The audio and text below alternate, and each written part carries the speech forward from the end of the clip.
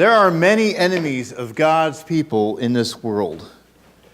Enemies that would behead us, sue us for discrimination, belittle us, exclude us, gloat over their victories over us. As we have been looking at Revelation chapters 1 through 3, we have seen that there are many enemies that threatened the early days of the church, but we learned a very important lesson. That if we are not careful and if we do not remain faithful to Jesus, then we can be overcome by the many enemies that we face. We might be tempted to walk away from Jesus because the pressure of resisting these forces of evil are just too much. That on an earthly level, we cannot tolerate what we are going through. And so sometimes we just turn our backs on Jesus. But as we face whatever enemies come our way, we might become discouraged, we might become distracted, we might lose focus of Jesus. And even in those times when we are holding on, we are at the end of our rope, that we are just about to give in. We wonder, we ask ourselves, can I really have victory through Jesus? Because we've heard His promises to those who overcome, to those who endure to the end. If you just hold on, can we actually hold on? Jesus, this is far too much than what I can handle. Can I really get through this? And so this question comes up. It is a natural question that all of us have in our minds at some point or another. And that is why I wanted today, since we have gone through the 7 letters to the 7 churches of Asia Minor, we've gone through chapters 2 and 3. I wanted to very quickly, hopefully, go through the rest of the book. Because the rest of the book answers the question, can I really have victory? Can I really have victory through Jesus? In the rest of the book, we're going to see all the enemies that faced the church in John's day. We're going to see all the temptations that they endured. And we're going to hopefully see how that inspires us to have victory. Now, let me give you some introduction. There's a lot to cover in this book, and so we're not going to get into the nitty-gritty details. But in the rest of the book, John is given a series of images, whether earthly or heavenly. And so this is highly symbolic. So a lot of what we see are like pictures. The best way to describe it is to look at what we are going to see as panes in a comic book, of a graphic novel, like the old Spider-Man or Superman comic books, or maybe like a comic that you read in the paper. You have usually the political cartoon, and so the details kind of give it its importance, or its meaning, or its hilarity, its humor. There is a word.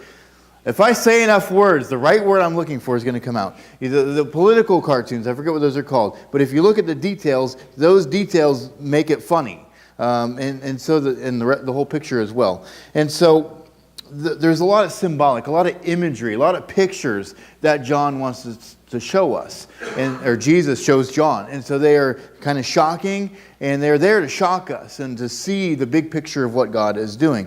And so we see a lot of different things that are symbolic. Even the numbers are symbolic. And so what we're going to see is that John is not giving us a roadmap to the end of the world. He's not giving us a timeline of, okay, if we add this date, 3.5 years, with this date, 3.5 years, and this, tribulation, this amount of time, then we're going to have the end of the world. John does not do that. He doesn't care about that.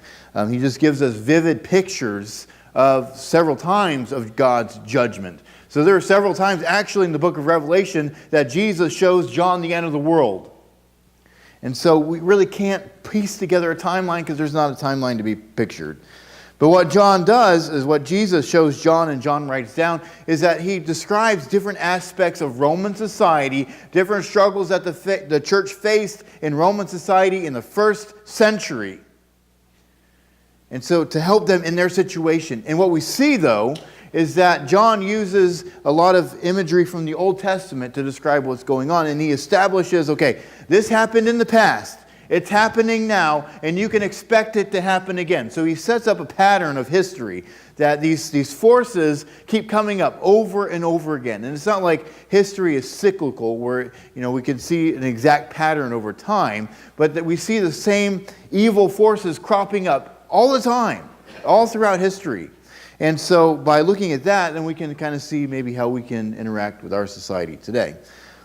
But in this book, we're going to find 4 primary enemies of the church in Revelation, that they were rooted in Roman culture. But as John sets up the pattern for history, we can see how they have repeated over time. And we see how they have repeated in our own time. And so as we look at these enemies of the church in the first century, we'll see the enemies of our time, and we'll see about how we can have victory over them. So we're going to take a quick look at all these enemies. We're not going to get into the little nitty-gritty details, but I'm just going to say there's a lot of stuff in them, the details, like we're going to see crowns and multiple heads and stuff. A lot of this has to do to reference the Roman government, Roman emperors, different things in Roman society. So we're not going to get caught up in identifying, okay, is this Hitler, Stalin, and then is this George W. Bush? We're not going to try to find modern day timeline kind of pegging things into our timeline versus John's pictures. So we're going to look at these enemies and we're going to see really how they apply to us today. Okay, so the first enemy that we come into contact with, and let me just share with you, I'm going to be jumping around a lot. Later we're going to land on Revelation 19, but I'm just going to quickly hit on some various passages. So good luck trying to follow along. Revelation chapter 12, beginning of verse 7, we see the first enemy that the church has to deal with, the first enemy of humanity, really. John says, "Now war arose in heaven, Michael and his angels fighting against the dragon, and the dragon and his angels fought back, but he was defeated, and there was no longer any place for them in heaven.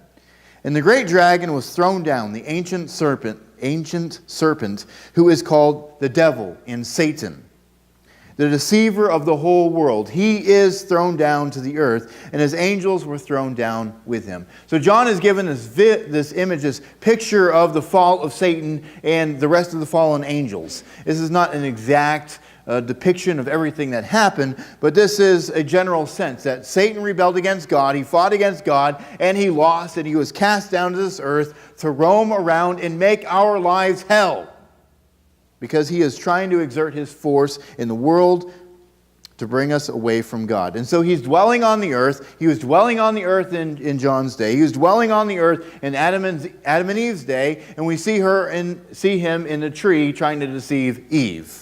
Not that Eve, the other Eve.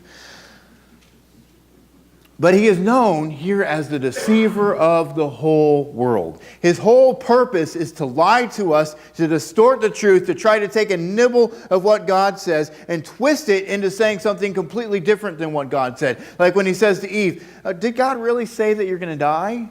Well, yes, he did. No, he didn't really mean that you're going to die.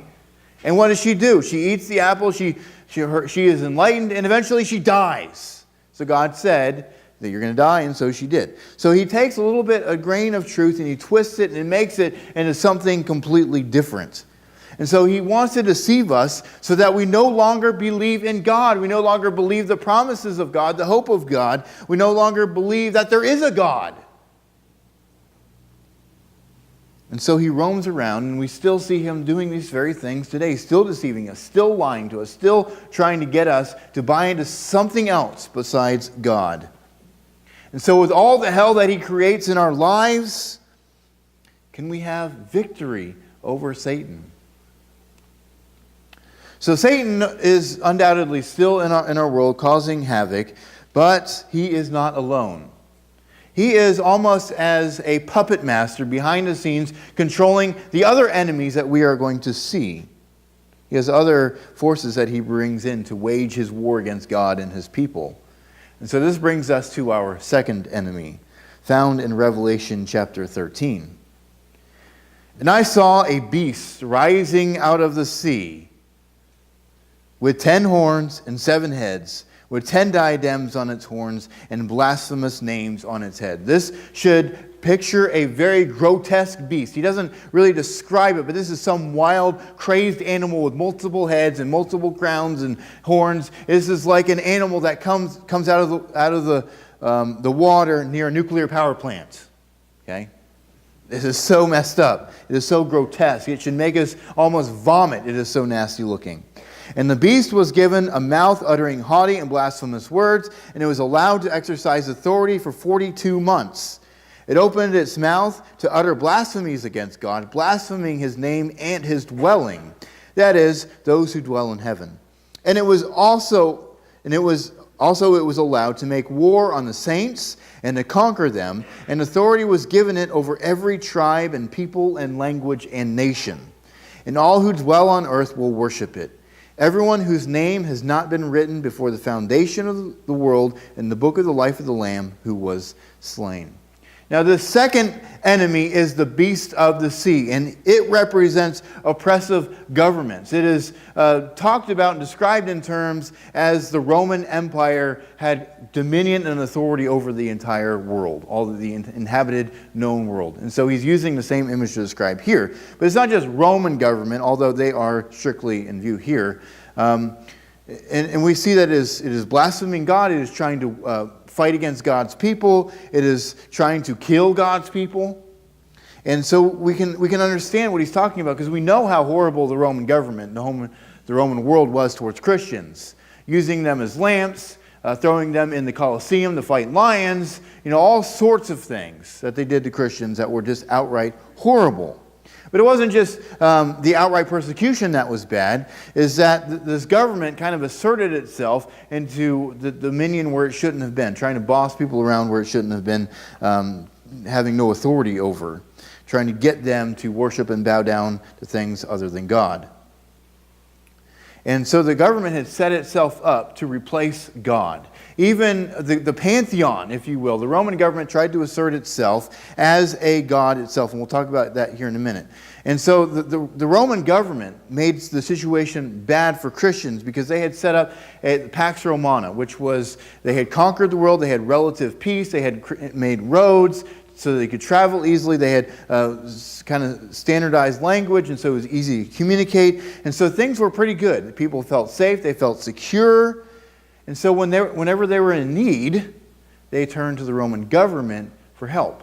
They relied on the Roman government, and so the Roman government said, you need to trust us rather than trusting in your own God.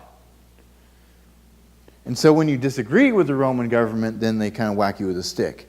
And so we still see this today, that there are still corrupt governments out there who are trying to do horrible things to God's people. You look at China, for example, where there are different provinces of China where they actively seek out Christians, find underground churches, they kill their leaders, they cut off their tongues sometimes, and they do horrible things because the gospel of Christ undermines their socialist, communist government.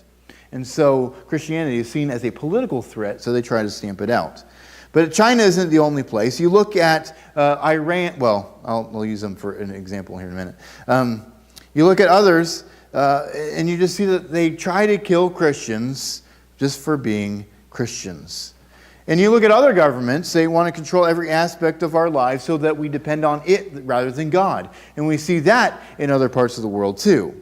And we get governments that are so corrupted by greed and a lust for power that the people suffer. And you can think of North Korea, that the people, the communists who are in charge, that they're living pretty high on the hog. They have everything available to them, but the people, the regular people, the working people that they promise to help, they are suffering. They're being abused by their governments.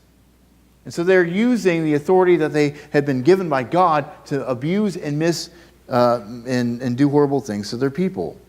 And even in our own country, we have municipalities, whether they're cities or counties, where they will use zoning laws to keep a church from coming into the community, or to keep a church from expanding its facilities. Well, we're not going to adjust our zoning for you, so you're just going to have to move somewhere else. And so this happens in a lot of places where churches are either pushed out or kept from going into a place because of zoning laws. Or if a church starts in somebody's house, well, you're not zoned for all these people to be in your house and to have church. or to have all these people taking up parking on the street. It happens in our own country, where our governments or the local governments, take it, whatever, they will use their stick to keep churches from doing God's work. Or even in places where they're trying to serve and help homeless people, where they'll come in and say, you're not allowed to feed homeless people anymore. We're doing what God told us to do, and you're telling us not to because we don't have permits or licensure or whatever? What is wrong with you? And so we see that there are people who abuse their power and their positions in government to oppress God's people. So can we have a victory over oppressive governments? They have all the power. They have control over the laws. Can we really overcome them? The next beast is immediately following this one, verse 11. Then I saw another beast rising out of the earth. It had 2 horns like a lamb, and it spoke like a dragon, and it exercises all authority of the first beast in its presence, and makes the earth and its inhabitants worship the first beast, whose mortal wound was healed.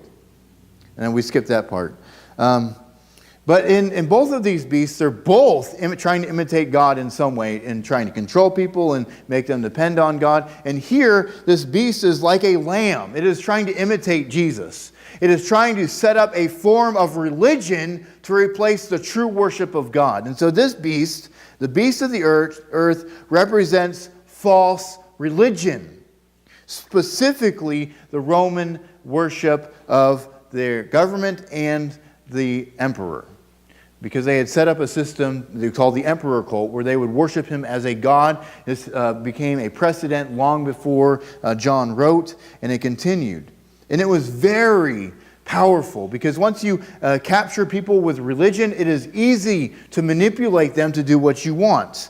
And so they created rituals, symbols, songs. Even the Roman flag, the standard that they put on poles that travel around, were seen as the presence of God Caesar amongst us. And so even their flags had religious significance. And so to Jews, it was a very detestable thing. And so they wrapped the government with the worship, and it really made it difficult. And you see this happening in the Old Testament. When you had Nebuchadnezzar, the ruler of the Babylonian kingdom, set up the statue. And he says, bow down and worship the statue. And, the Jews had a very difficult problem with that. And so God had to intervene to save them. And it's the same thing here. Worship Rome. Bow down, not just pay your taxes. Worship and bow down and worship not just Caesar, but the whole city as a god. Obviously, Christians could not do that because they only worship the one true God and not idols. And then, this is how messed up it gets. Because Caesar is a god, if you disagree with Caesar, if you don't like his policies, if you don't like his corruption, and you say anything against it, you're offending the gods, all of them. And so he comes in with the fury and the might of all this religion behind him to enforce his laws. And so it becomes religious and against the gods. And you don't want to offend the gods because that might harm your crops. That might harm your business. That might harm your children or having children, all sorts of things. So you don't want to upset the gods, so you don't disagree with Caesar. And so it becomes a tool to manipulate people to worship something other than God.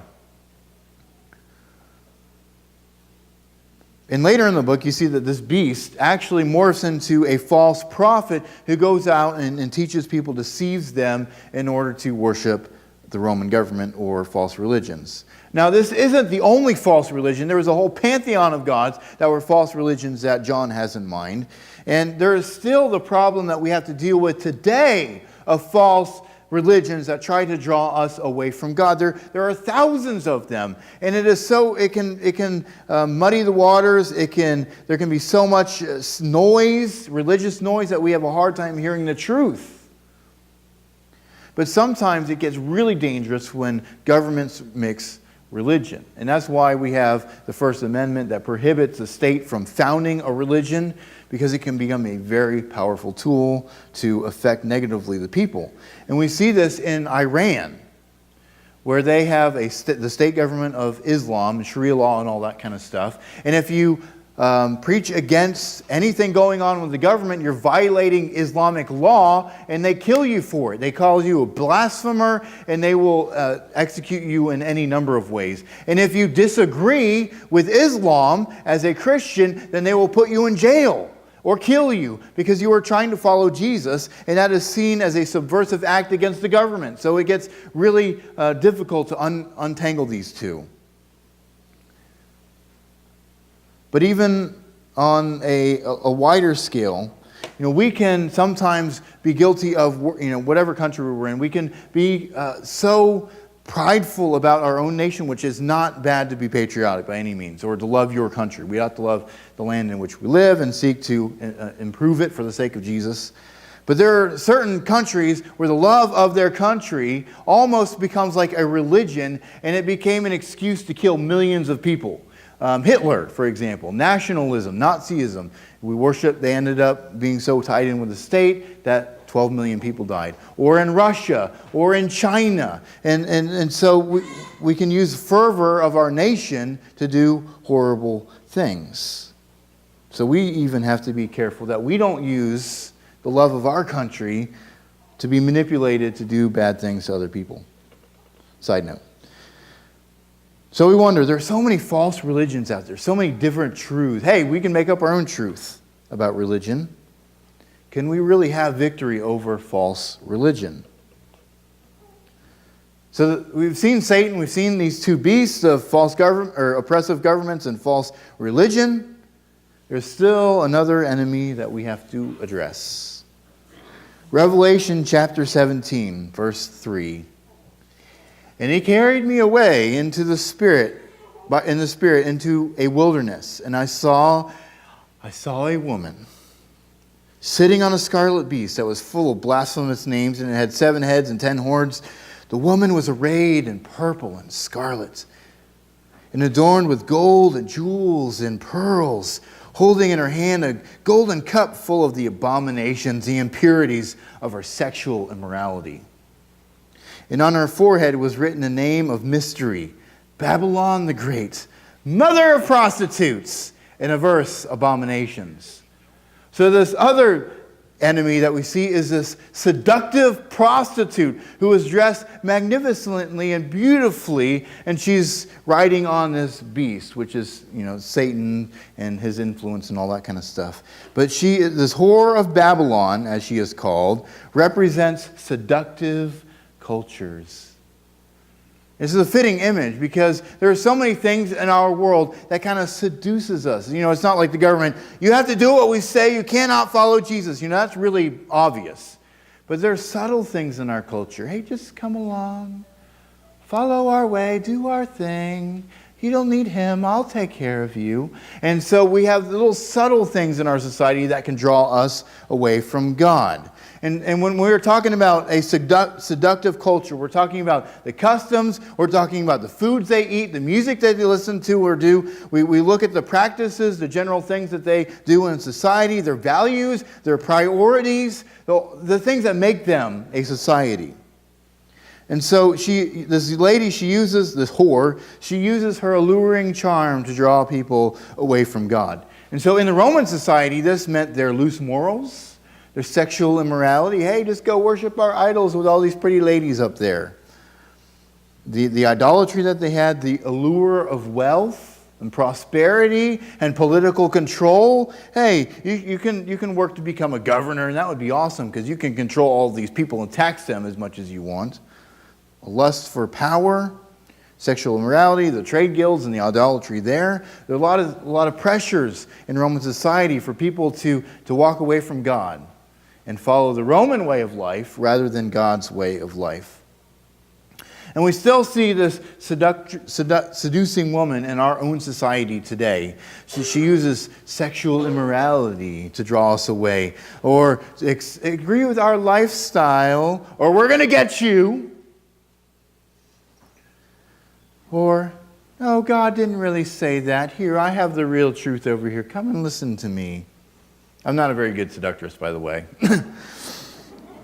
Look out for number one. Climb the corporate ladder. Just embetter yourself, empower yourself. It doesn't matter what little people you have to step on to get to the top. Just do your own thing and everything will be okay. Or she distracts us. She entertains us. And so instead of doing things for the kingdom of God, we value entertainment and comfort and safety instead of walking out in faith and doing dangerous things for God. As we're sitting in nice, comfortable pews in an auditorium that is a comfortable 70 degrees. So the culture seduces us to either walk away from God or just have fun and don't do anything for God. So can we really have victory over the seductive cultures in which we live? So these are some formidable enemies. We've had two beasts, a whore, and Satan. Can we really have victory over these? Now, one of my favorite passages in all of Revelation, chapter 19. This is our primary text for today. If you have your Bibles, I hope you're already there. You've had enough time. Verse 11. As the church is wondering, how are we going to have victory? As we're wondering, how are we going to have victory? We have the world trying to overtake us. We have Satan trying to seduce us. We have political pressure to walk away from Jesus, or at least stop talking about Jesus, to shut up about Jesus. Can we really have victory over these forces? And John looks up and he says, I saw heaven opened, and behold, a white horse. The one sitting on it is called Faithful and True, and in righteousness he judges and makes war. His eyes are like a flame of fire, and on his head are many diadems, and he has a name written that no one knows but himself. He is clothed in a robe dipped in blood, and the name by which he is called is the Word of God. And the armies of heaven, arrayed in fine linen, white and pure, were following him on white horses. From his mouth comes a sharp sword with which to strike down the nations. And he will rule them with a rod of iron. He will tread the winepress of the fury of the wrath of God, the Almighty. On his robe and on his thigh he has a name written, King of Kings and Lord of Lords. And just as the readers and hearers of the book of Revelation might be overwhelmed by the enemies that they have seen, as they live under the oppressive rule of the Roman governments, as they are being forced into idolatry or to accept pagan ways of life, there comes a mighty warrior riding on a white horse who is described as a mighty conquering king, that he is so sure of his victory that he rides a white horse. You only ride a white horse after you have victory and you are parading through town to announce your victory. This king rides into battle on a white horse, sure of his victory. He will win and conquer all of his enemies. All of the kings of the earth shudder at the sight of this King of Kings, Lord of Lords, who wears a robe dipped in his own blood. He has conquered already, and he comes to conquer more. There is no enemy that can stand in the way of this mighty King, God Almighty, Jesus, Lord of Lords, riding in on this white horse. So as these enemies wage war against God's people, as Satan tries to defeat us, Jesus comes as a conquering king.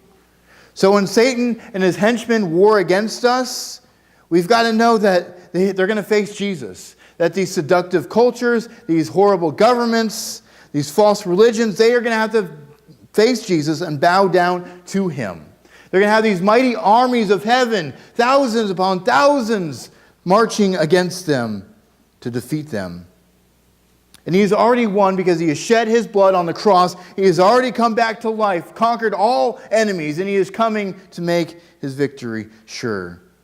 So when Jesus comes again, and he's coming again, he is not coming as a quiet, meek, gentle carpenter from Nazareth. He's not coming as a guy who says, "Oh, blessed are the meek." He's coming as one who says, "Blessed are the meek, and I am going to come and conquer on their behalf." because they are my people. Jesus is coming as a mighty, fierce warrior to win war and give victory to each and every one of his followers. And so let's see how that's going to play out. And later on in chapter 19, beginning at verse 17, he says, "Then I saw an angel standing in the sun, and with a loud voice he called out to the birds that fly directly overhead, 'Come and gather for the great feast of God, the great supper of God, to eat the flesh of kings, the flesh of captains, the flesh of mighty men, the flesh of horses and their riders, and the flesh of all men, both free and slave, both small and great.' And I saw the beast and the kings of the earth with their armies gathered to make war against him who was sitting on the horse and against his army. And the beast was captured, and with it the false prophet, who in his presence had done the signs by which he deceived those who had received the mark of the beast and those who worshipped its image. These two were thrown alive into the lake of fire that burns with sulfur, and the rest were slain by the sword that comes from the mouth of him who was sitting on the horse. And all the birds were gorged with their flesh." So the slaughter at Jesus' return is going to be overwhelming. The birds are going to be so sick of the flesh that they're going to be throwing up. But the beasts of the earth, the minions that he uses to make war against us, are going to be destroyed. The false prophets, the oppressive governments, the false religions are all going to be conquered. And then chapter 18, we read about the woman. "And after this I saw another angel coming from heaven, having great authority, and the earth was made bright by his glory. And he called out with a mighty voice, 'Fallen, fallen is Babylon the Great. She has become a dwelling place of demons, a haunt for every unclean spirit, a haunt for every unclean bird, a haunt for every unclean and detestable beast.'" So every corrupt and immoral society is going to fall. It will not stand. It might implode, or it might come down with a loud crash as an invading army brings them to its knees. But there is coming a time when we will not be pressured to participate with things that are detestable to God and detestable to us. Things that violate our conscience. Things that violate God's will for our lives. Things that when we participate, they damage our soul. We will be no longer drawn to these things and seduced by the horrors of this world. And then chapter 20, verse 10. "The devil who had deceived them was thrown into the lake of fire and sulfur where the beast and the false prophet were, and they will be tormented day and night forever and ever." This ancient serpent, Satan, who has been deceiving Adam and Eve and humanity since the beginning, is going to be gone. All of his fallen angels are going to be thrown away with him. No more lying, no more destroying, no more corrupting, no more using sin as a temptation to move us away from God. No more going before God and accusing us, saying, "Look at that person. Look how sinful, look how horrible they are." No more him trying to lie to us to draw us away from God. Satan's days are numbered. But there's one more enemy, a fifth enemy that we did not talk about yet. On the day of judgment, when Jesus comes back, we read, "Then death and Hades were thrown into the lake of fire. This is the second death, the lake of fire." So as Jesus is going around conquering on his white horse, he takes the beast, he takes out Satan, he takes out this whore, and then he finally conquers death and Hades once and for all. Even death is going to be done away with. So everything that conquers or that causes death, whether it be sickness, whether it be murder, whether it be overdoses on drugs, whether it is heart attacks or cancer or AIDS or Zika virus or Ebola, whatever sickness that causes our death, all of it is going to be gone. Every last piece. So Jesus comes and he conquers each and every one of our enemies. And as we look upon him riding in on his horse, we know that victory is sure. He has won. He won as he shed his blood and he came back to life. And he is coming up, he's returning to finish that battle and to clean up the mess that Satan has left here. Now, as we read the book of Revelation, as we saw in the first 3 chapters, as we see the rest of the book, Revelation tells us that there's 2 sides. There's no middle ground. You're either with Jesus or you're against Jesus. There's no middle. If you think you're in the middle, you're actually against Jesus. And then we are presented with a challenge. Okay, there are 2 sides. You've got to pick. You can't stand on the fence. You have to pick. Which side are you going to choose? Now, there's one side, that's Satan, that's all his henchmen, false prophets, this whore. We could choose their side for a short-term gain. And there's so many people that do. There are people by the millions, by the billions who follow after Satan in his way. They choose him. There are even significant portions of people who literally worship Satan, knowing his days are numbered, but they actually worship him instead of worshiping Jesus. They know who Jesus is. They know what Jesus has done, but they say, you know what? The power, the fun, the immorality, the drunkenness, all the things that I'm participating with now, it is too awesome. I want to live life to the fullest now. You only live once, so have fun. So they choose daily, and sometimes we choose daily to follow Satan rather than Jesus. And we have another side. We have this mighty king who died for us, came back to life, so that we could be saved for all of eternity, so that we could be with him for all of eternity. And when we choose him, he sustains us, he helps us. When we are in trouble, he hears our prayers. He overcomes our enemies on our behalf. But he still gives us a choice. Who are you going to follow? Are you going to follow me, the conquering king, or are you going to follow Satan and his henchmen? Are you going to choose the eternal life, or are you going to choose to be away from me for all of eternity? And I hope that each and every one of you decides to choose to be on Jesus' side. Not just today, but each day when you wake up, that you will choose to follow him anew. That you will choose to live today for him, not following into the temptations and pressures of Satan. That you will choose every day to have victory through Jesus. Jesus has already won. He's going to come back riding on his white horse. And I hope and I pray that each and every one of you will find victory on that day because you have chosen to follow him today.